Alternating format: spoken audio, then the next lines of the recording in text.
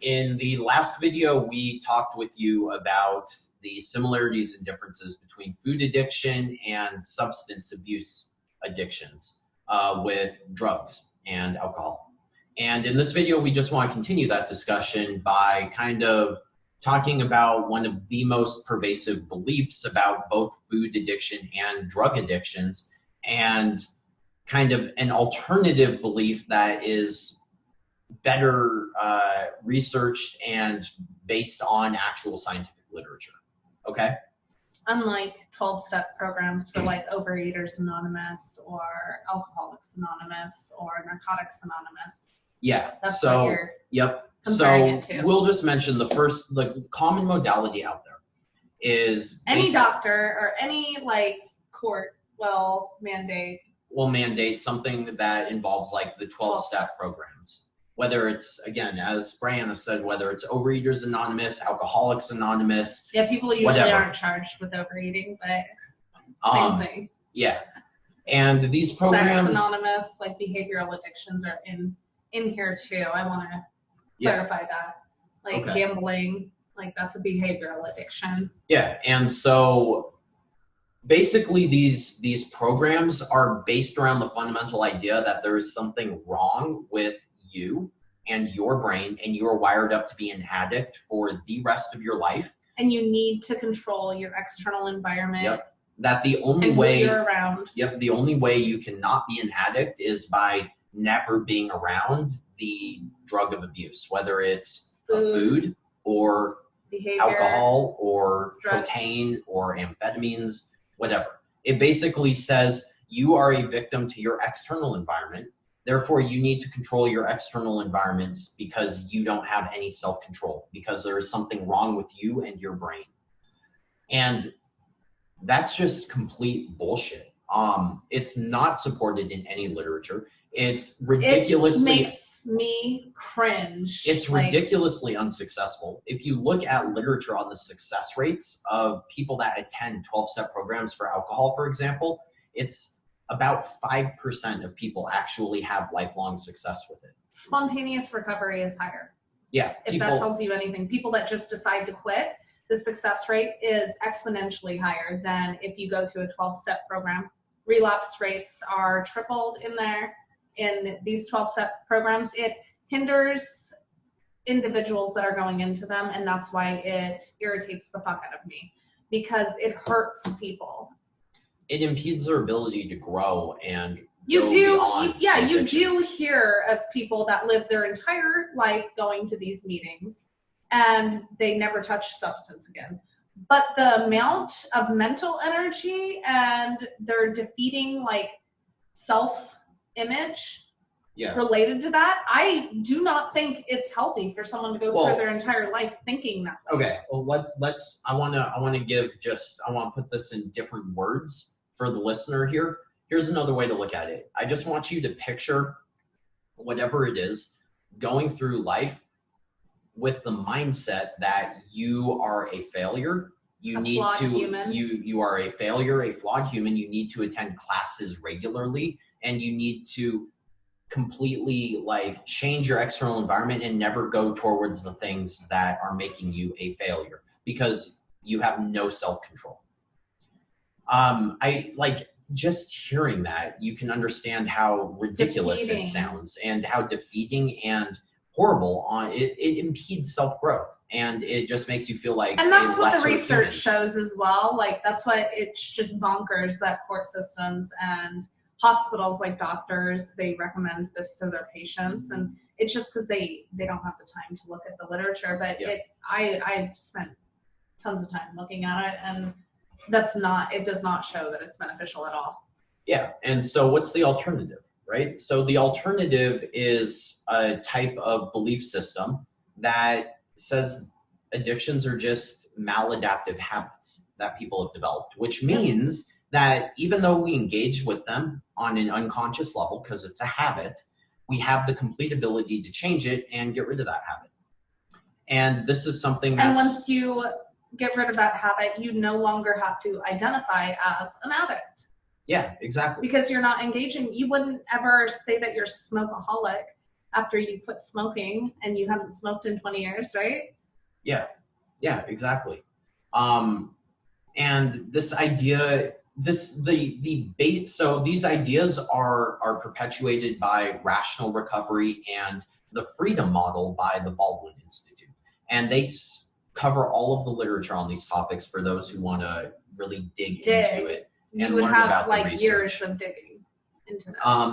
But fundamentally, it all started with some rather famous literature by Lee Robbins, who looked at Vietnam War vets. And this is what really took this idea and moved it forward with further research. And what Lee Robbins did is he realized that, oh my God, 40% of the military in Vietnam, of the Army specifically, were addicted. They met the criteria for addiction for heroin. And they spent a lot of time there shooting up heroin and were classified as addicted to it. Yet when they came back to the US when the war ended, only 2% still met the criteria for addiction. The others were just completely unaddicted to it. And the question is why?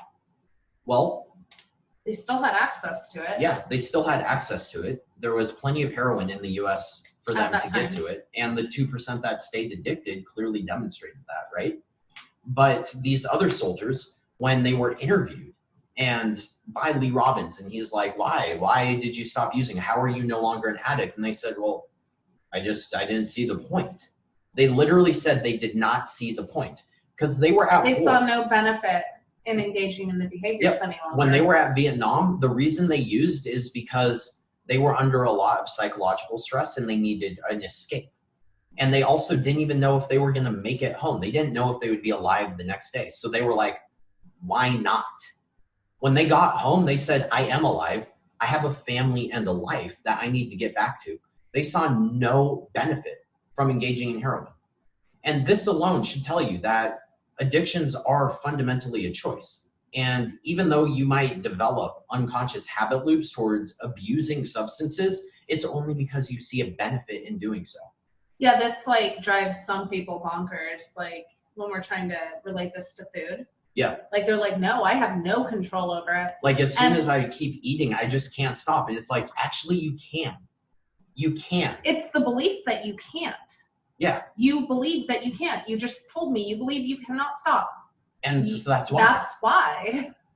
And so a big part of this is, isn't saying that people aren't going to screw up, right? If you're addicted to food, you've established those habit loops and you are going to engage and slip back into those if you keep engaging in the behaviors. Yeah, so I'm going to use food and alcohol to just give two quick examples. You use food. You have it in your mind. You're like, I don't need to binge on these foods. I can control myself. Everything's going great. And then you do a binge and you're like, crap. Does that mean that you are truly broken and you have a brain disease and you are an addict? No, it doesn't. It means you slipped up. Everyone slips up. And it's about getting in that mind state where you recognize that you're like, I'm not an addict. I just slipped up. I screwed up. Something went sideways and I slipped back in the hole to habits. I just got to keep moving forward and developing new habits that are stronger than the old ones. Yep. In the beginning, it's kind of murky because the new habits have as much or less strength than the old ones, and it takes conscious effort. Yep. And now let's use alcohol. If you had an alcohol use problem where you just drank regularly and you would get really drunk or blacked out, and suddenly you have a drink and you get really drunk one night because you decided to give it a shot and you realized, hey, once I started drinking, I just really couldn't stop. And it's like, does that mean that now you have to just continue in your alcohol habits because you're broken? Does it mean you're a failure? No. If you believe that, that's what pisses me off so much, is because there's so many people that have died over that belief. Yeah. Yeah, exactly. And it's like, no, it doesn't. It means that you drank too much and you just need to get back on track. Yeah. And everyone and so when we're talking about this topic, it really revolves around the mindset that you take towards these issues, right? So the ways you engage, for example, like with Alcoholics Anonymous, or I'm going to stick with food. With food, it's like I tend to eat a lot of these foods, so I'm not going to keep them in the house. It's pretty smart to not keep those foods in the house, regardless of whether you think you have a brain disease or whether you believe that you have complete control, because it makes life easier, right? The difference is the mindset when you approach it. Even though the thing that you do to reduce the chances of engaging in that old habit loop are the same, your mindset's different. On the one hand, with a brain disease, you say, these foods cannot be in my house because there is something wrong with me and I will binge every time. And the alternative is that, you know, I can probably not binge on these foods if they're in my house because it's just a decision I'm making, but why do I want to waste mental willpower and energy, you know, trying to fight off that urge? I'm just not going to keep them in here. But if I ever happen to be around them, I know I have control. Two different complete mindsets that are going to completely change your long-term mental health.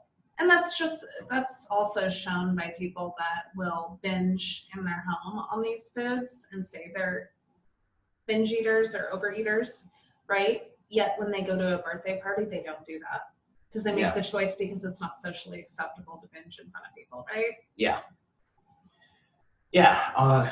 So, I mean, again, if you want to learn more about these topics, Rational Recovery and The Freedom Model by the Baldwin Institute, excellent books. If most people that are in our audience have more of like either alcohol or food issues.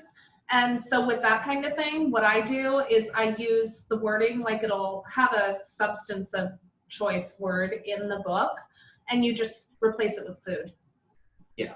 Brain Over Binge does that. It's pretty much just rewriting Rational Recovery. Yeah. And that's what she did, is took Rational Recovery and applied it to food. Yep.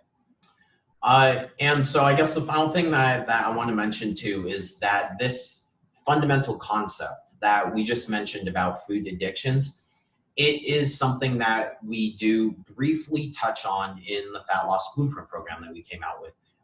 Your mindset when you're dieting for fat loss, critically important. And so we have an entire lesson. And for maintenance for life. And we have an entire lesson plan dedicated to that. No, it does not address food addictions or any type of addiction, not in any depth, but we do introduce you to getting in the right mind state, kind of like what we just talked about. Not a 12-step mind state where it's going to keep you stuck for the rest of your life. Exactly. And so if you're interested in that, then you can get the program by going to alexleaf.com/fat loss blueprint. Now, if you like the content of this video, then awesome. That's what we're trying to do. And if you know someone who you think this video would help out, then please, please, please share it with them. Thanks. Bye.